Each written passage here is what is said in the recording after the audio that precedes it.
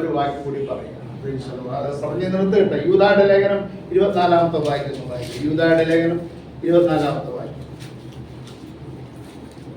വീഴാതെ വണ്ണം നിങ്ങളെ സൂക്ഷിച്ച് തന്റെ മഹിമാസന്നിധിയിൽ കളങ്കമില്ലാത്തവരായി ആനന്ദത്തോടെ നിർത്തുവാൻ ശക്തിയുള്ളവന് നമ്മുടെ കർത്താവായ യേശുക്രിസ്തു മുഖാന്തരം നമ്മുടെ രക്ഷിതാവായ ഏകദൈവത്തിന് തന്നെ സർവകാലത്തിനു മുമ്പും ഇപ്പോഴും സദാകാലത്തോടും തേജസ്സും മഹിമയും ബലവും അധികാരവും ഉണ്ടാകുമാറാകട്ടെ.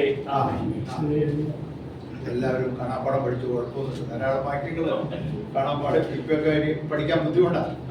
വീഴാതെ വണ്ണം നിങ്ങളെ സൂക്ഷിക്കാൻ കഴിവുള്ള ഒരു കർത്താവ്. കർത്താവിന്റെ സന്നിധിയില് ആനന്ദത്തോടെ കളങ്കമില്ലാത്തവരായി ആനന്ദത്തോടെ നിർത്തുവാൻ ശക്തിയുള്ള ദൈവത്തിന് സ്തോത്രം. ഇപ്പോൾ വീഴാൻ സാധ്യതയുള്ള ലോകത്തിൽ നമ്മൾ ജീവിക്കുമ്പോൾ, പിന്മാറിപ്പോകാൻ സാധ്യതയുള്ള ലോകത്തിൽ ജീവിക്കുമ്പോൾ, മുങ്ങിപ്പോകാൻ സാധ്യതയുള്ള ഈ ലോകത്തിൽ നാം ജീവിക്കുമ്പോൾ, തകർന്നു പോകാൻ സാധ്യതയുള്ള ലോകത്തിൽ നാം ജീവിക്കുമ്പോൾ, ഇല്ലേ, പാറിപ്പോകാൻ സാധ്യതയുള്ള ലോകത്തിൽ, അങ്ങനെ ഒന്നുമല്ലായി തീരാൻ സാധ്യതയുള്ള ലോകത്തിൽ എത്ര പേരെ നമുക്ക് അങ്ങനെ അറിയാം? നമ്മുടെ ചുറ്റുപാടുള്ള എത്ര പേരെ, വമ്പന്മാരെ, മിടുക്കന്മാരെ ഒക്കെ നമുക്കറിയാം. ഇവിടെ ദൈവവേദനെ വീഴാതെ വണ്ണം നിന്നെ കാത്തു സൂക്ഷിക്കുവാൻ, കർത്താവിന്റെ സന്നിധിയിൽ ആനന്ദത്തോടെ നിന്നെ നിർത്തുവാൻ കഴിയുന്ന ഒരു പിതാവ്. ആ ദൈവം എത്ര വലിയവനാണ്. ആ ദൈവമായ പാട്ട് പോലെ ഈ ദൈവം എന്റെ ദൈവം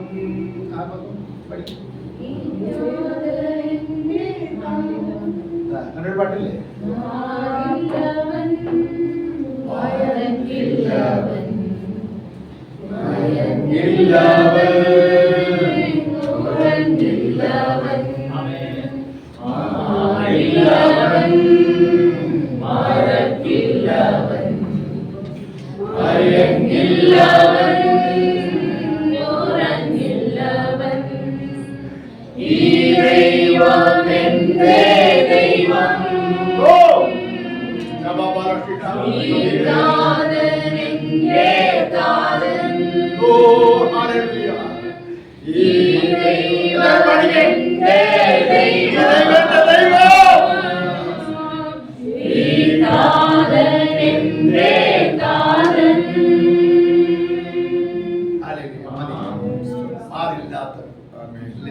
ഒരിക്കലും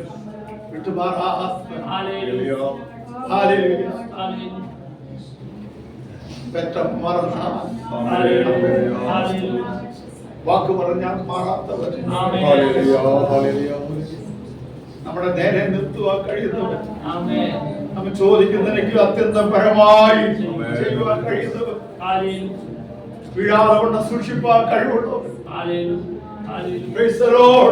പൂർണ്ണമായി രക്ഷിപ്പാൻ കഴിയുന്നവർ.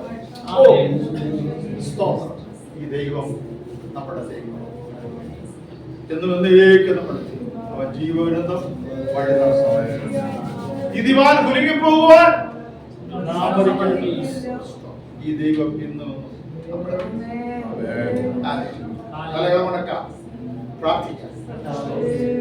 കെട്ടവനത്തോടുള്ള ബന്ധത്തിൽ ദൈവാലയത്തിലേക്ക് നമ്മെ ഒരിക്കൽ കൂടി സമർപ്പിച്ചുള്ള പ്രാർത്ഥന.